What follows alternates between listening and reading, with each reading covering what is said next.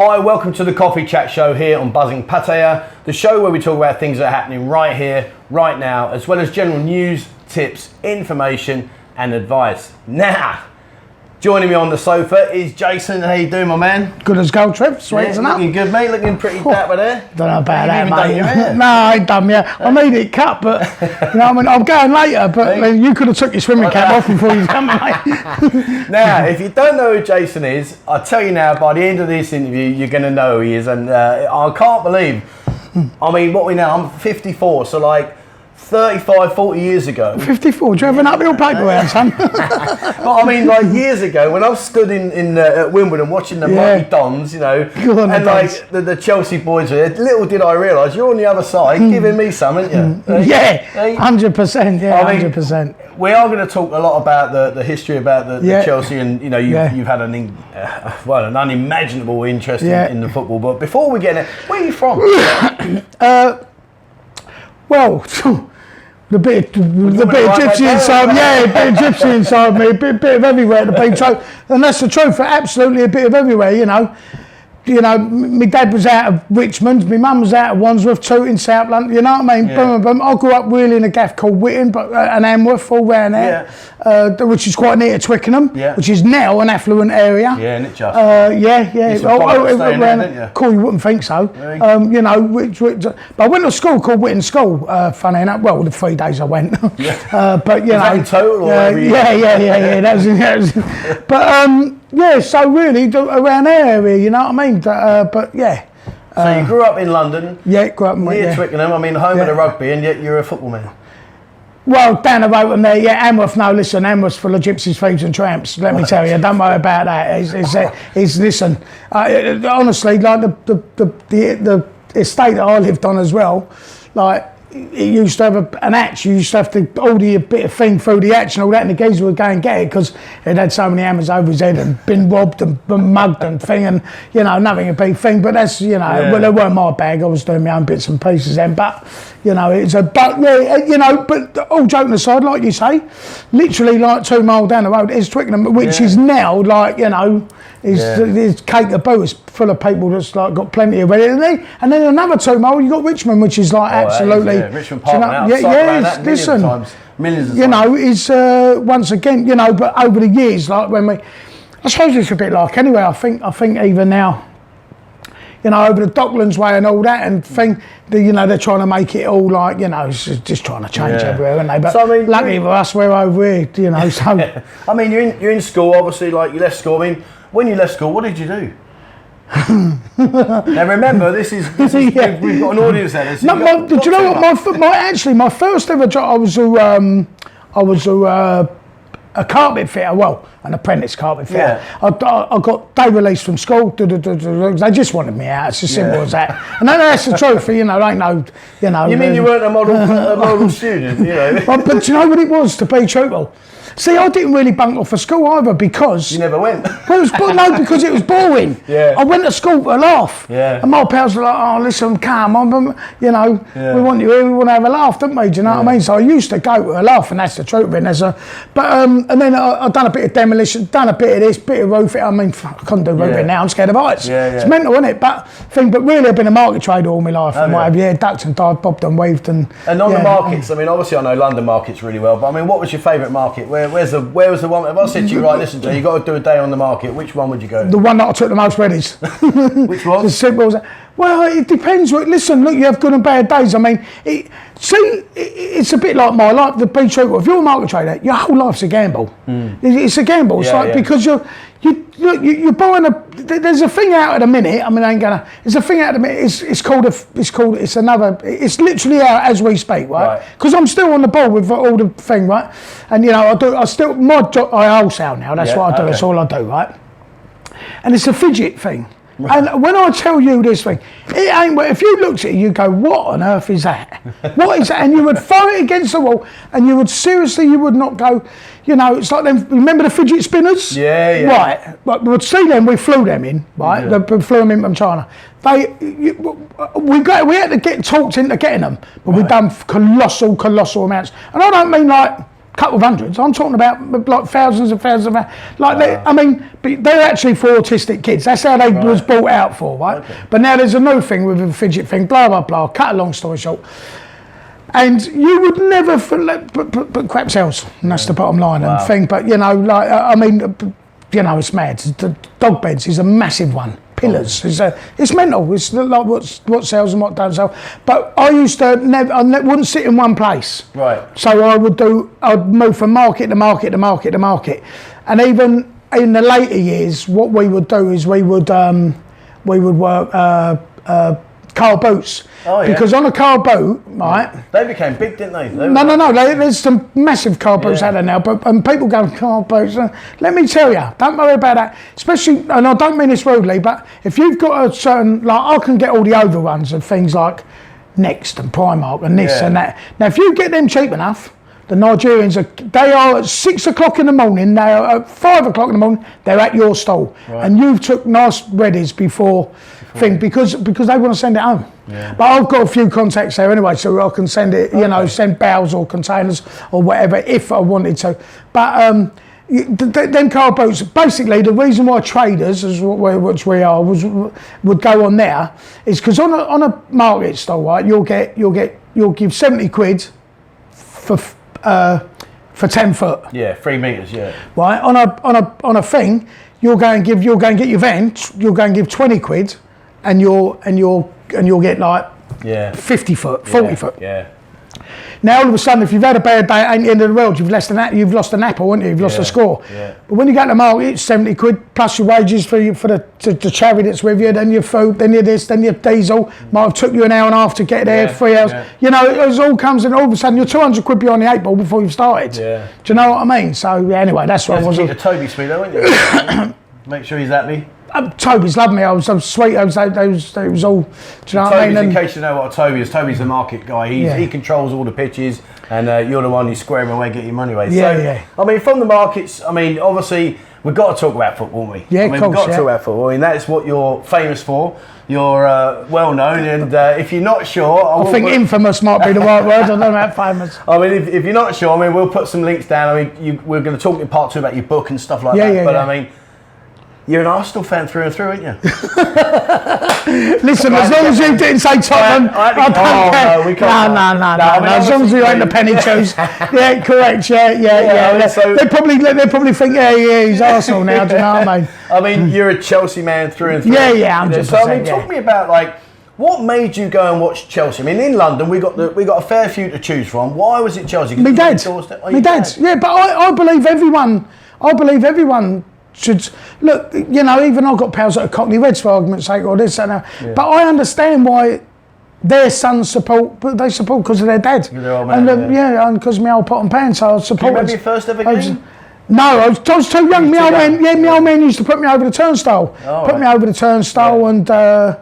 And you know, them days you could do it. Yeah. Or then again, I was thin enough I could get through the turnstile. But I was that young. He would put me over. You know what I mean? Yeah. And so I mean, Chelsea. I guess we're going to explain about your life. And sorry, don't forget where we got. It's only like 12, 10, 8 miles, 15 miles. I don't know what it is. It ain't. It's down the road. No. Yeah. And I mean, obviously, as a young lad, you've gone there. You're watching the football. Back in the day, when you could stand on the stands, it was just a long concrete load of with the old crash barrier. Yeah. Terraces. Standing in the terraces, cheering your team on. I mean, you took it just a bit further than that, didn't you? Look, yeah, of course, but look, if it's in the cat, it's in the kitten, isn't it? Yeah. Do you know what I mean? It's like it is what it is. It's I believe what I got involved in and what have you is a culture. Yeah. It's as simple as that. Look, you had mods and rockers and skinheads and punks and bikers and you had what you have, and you know what I mean. And listen, they're still about. Yeah. I mean, all right, they ain't fucking fighting each other on Brighton Pier anymore. Yeah. But like football violence, if you like, it is a culture. It's not a fly by night. It's been here for decades, 40 years. Yeah. I remember Maggie Thatcher saying, "We must stamp this cancer out. We must, and whatever you say about her, she done her best." I mean, listen, look, as far as I'm concerned, don't think it don't happen. It happens, and it just happens in a right lower scale now, and it's like, 30 and 40 might bump into each other or whatever. Where back in the day it was like 500, 300, 400, and what have you. But I just think, listen, drop that right out. You've got cameras everywhere, you know what I mean? Big Brother's all over you. I mean, as a young kid, you're in the stands, like, you're in the emotion of the game and everything. I mean, you went from being like just a supporter to being what's probably one of the most famous football hooligans in the country. And we're going to talk about that in a bit more depth. But I mean, where did that transition come from? What made you go from like standing in the crowd, cheering your boys on if they won, they lost, to suddenly like, I've been there myself, you're giving each other all of this, next thing it's like, outside we'll see you, outside we'll see, and then suddenly it explodes. But you just took it to a whole new level. Well, I just think, look, schools fight schools, estates fought estates, boys clubs fought boys clubs. Yeah. I mean, I wouldn't say Cubs fought Cubs, you know what I mean, or Scouts fought Scouts, but do you know what I'm saying? It's like, and as I just said, if it's in the cat, it's in the kitten. So what I mean by that is look, if it's in you, it's in you. Look, if you're going, let's say, like you're on the M25 or whatever, or on the M1. Well, let's say you're on the M1 and you're going up north and you're at Watford Gap, for argument's sake, and all of a sudden you bump into a mob of Northerners going down south, and do you know what I mean? But the next thing you know, like you're having a rollabout on the floor, and like, see what happens is all of a sudden, like, you're going up the chain without even realising, so to speak. Do you know what I mean? And then when did it suddenly dawn on you that like you were the Chelsea Headhunter? I mean, when did it suddenly dawn on you were the governor? Well, I certainly weren't the governor. Do you know what I mean? But your pen was the governor. But huh? Your pen was the governor. No, well, I wouldn't say, listen, talk is cheap, money buys houses, do you know what I mean? But look, I'd say I was a respected kid there and what have you, and what have you, and listen, we've all been done and we've all been run, it's as simple as that, but, you don't even, I don't think about that to this day, do you know what I mean? Like, I'm sure. Oh yeah, I've got loads of regret. I've got my biggest regret is I never got not guilty. No, of course, no regrets. Well, I want to talk to you about that. Best days of my life. And I'd be lying if I said, look, I don't want my children, of course you don't want the kids to go down that avenue. Must have broke me family's heart, see me being put in a shovel for chunks and not 2 minutes for chunk and blah, blah, blah. But no, listen, absolutely no regrets whatsoever. And, and it's what it is, isn't it? Absolutely. Right, well, I want to ask you this question. And the question I'm going to ask you, mate, is this. How well did you get on with Donald McIntyre? You two on like Christmas card list? Because he really did turn you over, didn't he? Well, he actually didn't turn me over as much as what people think he turned me over, right? But, that's a Nancy BBC for you, isn't it? It's as simple as that. Because they put it undercover, didn't they? It was undercover to expose what you were doing in the Chelsea. Yeah. Listen, but that comes down to a paid informer. That's how my name come up in the first place. Paid informer, which I've made public before. Darren Wells, everyone knows who he is. You know what I mean? It's as simple as that. Not a grass. Yeah. A grass is someone that points at someone or gets nicked and says he done it, blah, blah, blah, or makes a statement. This man was a paid informer. Right? Anyway, that's irrelevant, right? Yeah. How well do I get on well with him?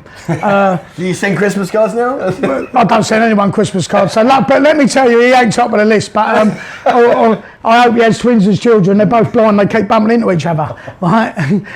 So that's how well I get on well with him. You know what I mean? I'm sorry. I ain't. Right? All right. So, but look, it is what it is. I'll tell you what annoys me with silly people out there. It's like, oh, how'd you fault with him? Right, let me tell you, the BBC lived next door to me for 18 months. 18 months, not 2 minutes, secretly filming me. They spent £300,000 on a documentary, right? All right, it wound up prime time, BBC One, 9 o'clock on a Tuesday night, which in all honesty, I'm quite pleased about because my ratings beat EastEnders that night, do you know what I mean? And when they filmed you, when they aired it, was you already away then? Were they already lifted you by now? No, you're mad. There watching Listen, telly. I got nicked 4 months. I was here. No, sorry, I wasn't here. It came out in November. And you had no idea? Right? No, well, this is at the informer told me the day before, because everyone knew the informer, like blah blah blah, right? And he went to me, we've been doing a little bit of lighting in the BBC studios. Yeah. I thought you don't fucking work, mate, so it's impossible. You've been doing a little bit of lighting, right? Been doing a bit of lighting, because I've got a distinctive voice. Oh, we heard you, I turned round, boom, boom. Then they declared to me, oh, it's coming out, and that's how I can tell you. I went, yeah, all right. But then, when I say about the informant, without keep going on about it, like, he done a 2-page spread, and he's admitted being one, so it's not you know what I mean, it's as simple as that. Yeah. Anyway, so, that's everything. Anyway, come out in November, boom, boom, Christmas, this, that, that. I thought, wow, sweet, I've come here, right? I've come here, I've had a couple of months, whatever, gone back, I thought I'm home and dry, boom, 4 months later, bang, whip whop, they've chawed me, they've nicked me. And that was it. No idea, just gone back. You went back 4. Where are you going over? 4 months down the line, you think you're home and dry, where you actually, but nowadays that's not unusual at all. But what I will say is, what annoys me with some stupid people is they go, "Core, I can't believe you felt them." Let me tell you, what happened to me happens every single day of the week to people, apart from it ain't the BBC, it's the old Bill. Yeah. I actually watched a thing on the television the other day, believe it or not, on Google, you know, we're all on Google over here, aren't we, right? Yeah. And it was a Gordon Ramsay thing. And they actually sent an undercover geezer into him, right? It's funny, it's only literally 2 days ago I watched it. And I thought, people just don't realise, I can be filming you now and you wouldn't have a clue, right? But it's such a minute. Yeah. And what they've done is they put a kid into him as a trainee chef and this because of how bad he treats his staff. Oh, yeah. Right? But he's got high standards and this, that and other, but it got aired. And I mean, it was a long, long time ago. I didn't even know about it. Yeah. But so you'll be very, very surprised that. I mean, you know, when you're stood in court and you know you're being done and the wig's in front of you and he's like, I mean, how did they ever what was their demeanour like to you when they were looking at you, knowing that you were like the most notorious football hooligan out there? They've got you, bank the rights, and he's going to sentence you. I mean. Well, see me, I don't change. In the court of law, I just do not change. Because if you start trying to pretend to be someone that you're not... I had the jury in stitches. I was in the dock. I was in the dock. You love that. I was in the dock for 2.5 days. No, he's laughed a couple of times, to be fair. Do you know what I mean? But I bet he laughed longest when he went 8 years a week. Yes. Listen, he was probably laughing because he had a rent boy touching his old knee underneath, you know what I mean? But not to worry, he's dead now. I'm a ball judge buyers. Sorry about that. I mean, in terms of like the tear-ups that you've had, I mean, I know you've had so many you can't remember them. No. But I was doing some research, and it says here that your last known like big tear-up was against the Soul Crew, Cardiff City, back in February 2010. Yeah. I mean, what was that all about? How did that go down? Well, it went down, so I got another 2 years. No, you got another 2 years. Yeah, it was all right. I got out on a Tuesday. I mean, to be fair, I didn't really even do anything. Right. And that's a regret of mine because you got blamed for it. Well, I was at the front of the mob, wasn't I? So I was at the front. They was coming towards us. Boom. Listen, that was a setup by the old Bill. More fool us. Yeah. That was a setup. Listen, that's a Category C game. Now, Category C is the most volatile game you can be in, right? It's an FA Cup game, so they got more tickets than normal. Normal tickets would be 1,800, something like that. They got 6,000. Well, everyone and their grandmother's going to come down. It's only down the M4 and all, isn't it? It's a nice little drive. It's a day out. Their mate who don't support football, come on, let's go and do the English. Yeah. Boom, let's go and have a laugh. Let's go and have a day out on a piss or whatever. You know, and I get that. I've got some good pals up there, to be truthful. Anyway. You know, they was on the phone, we was on the street, double early in the morning, it was an 12:30 kick-off, 9 o'clock in the morning, we're on the phone to each other, this, that and the other. And they said, we're in Hammersmith. I said, well, you're playing Chelsea, not QPR, get yourself over here. Do you know what I mean? Blah, blah, blah. If we go over there, the old Bill, that's an even bigger charge for us. Right, okay, because you've got looking for it. Of course, right? So, but there was, I mean, do you know what? The one that they've made a big thing about, there was so much more. There's a graveyard at the back of Chelsea ground. I mean, all the youth, I mean, they had murders. But they had thingy there. Before the game, the one that is known and publicly seen, before the game, it was probably even worse. I mean, but after the game, what I'm getting at is they let the Cardiff supporters out the same time as us. Oh, that's carnage, right? Isn't it? Well, so it's a setup. Yeah, you knew it was going to happen. And then the old Bill sent us down Holmesmead Road, right? Sent us down one certain road, Cardiff have gone round the other side, but fair play, boom, and it's just thingy. But yeah, and it's, I mean, you know the old boys back, that people like yourself that were notoriously known for organising these kind of things. Do you keep in touch with any? See, that wasn't. Yeah. Of course I do. I mean, who's your best mate that's not a Chelsea boy, but is in the same sort of thing? Carlton, people like that. No, Carlton's a very good mate of mine. Of course he is. Do you know what I mean? I've got. There's another pal of mine, the captain, Chrissy, over at West Ham and all. But I've got pals. I've got pals. Honestly, over here there's some good lads over here that's been in the scene back in the day and whatever that I'm very, very close to. You know what I mean? You know when you get banged up, like when you're walking through the door. I mean, obviously people will start to recognise. You think, oh, I know him. Well, do you know what? Like the last couple of times as well. Obviously, it's like been major news. They've done a 2-page spread on the last time. When I got sentenced for that, I got 6 years right for the McIntyre thing. Honestly, I was in the sweatbox. I swear, this ain't even. This is so funny.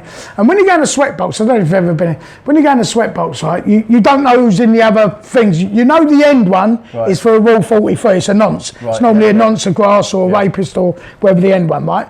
So if you ever see a sweatbox, a sweatbox is that they're taking you from one prison to another, or colt from colt. You see the white trucks, they've got the armoured windows. Yeah, G4 or whatever they are now. See, the prison officers years ago had the hump with them. The screws had the hump with them because they took their job away from them. So they used to go out and it used to be a day out. Yeah.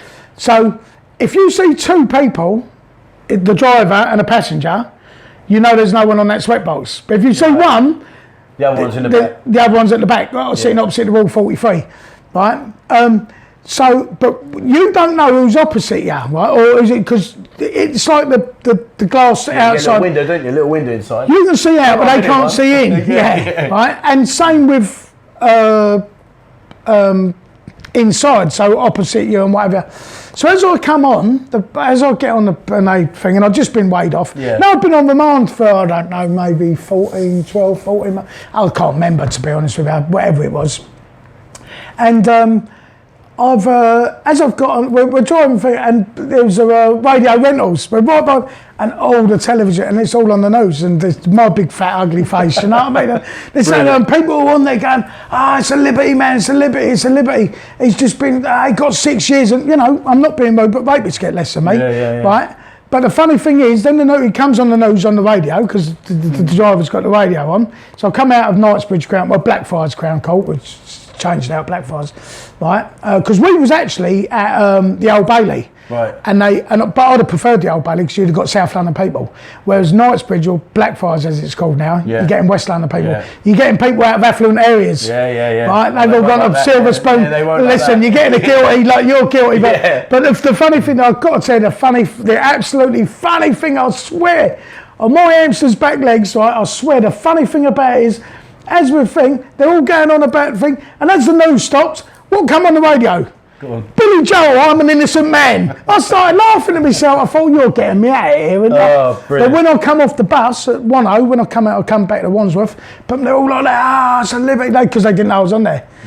We've dropped off wherever we dropped off, at other prison, straight to 1:00. Brilliant. Bang, it's funny, Well, listen, I mean, it's been fantastic. Before we finish part 1, and we are going to do part 2, so come out and watch part 2. We're going to talk more about what you're doing here now and everything. Just pass me that over there, would you? Just by your shoulder there. There you go. Now, if you want to have a read about, here's Jay's book here. Have a look, just have a read, go on the internet, check him out. I mean, he really is. As you see now, what you see is what you get. He's a colourful character. He's got an incredible history. And we could talk for hours and hours and hours. We will. We're going to have a light out. Yeah, definitely. But guys, check out one of the books here. There's lots of stuff. Go on the internet, have a look, find out about Jay. So I'll put some links down below. And in part 2, what we're going to talk about is, you've gone from the shed over to here, how did that transition happen? No problem. We'll talk about, what you're doing over here now. I know you've got a YouTube channel and stuff like that, so we're going to go into a lot more detail about that stuff. No problem, my friend. And maybe we'll pull out a few little ones out of the woodwork about your previous and reviews. Yeah, of course. All right, guys. Well, mate, it's been a brilliant... Top man. Absolutely lovely, Trev. And listen, guys, part 2 will be out very soon. Please check it out and come back and see what got Jason out from the shed to Walking Street. We're going to find out. All right, guys, please remember, hit the subscribe button and also the bell icon if you'd like to be notified when we bring out a new video. check out our members area. There's more and more members joining now each and every day, and it really is good. Lots of stuff going on for you guys there. And please join our Telegram group. I'll even get Jay to join us, and then you can have a bit of banter with him and have That's a chat. All right, guys, that's it from us. Thanks very much for watching, and please, wherever you are in the world, stay safe.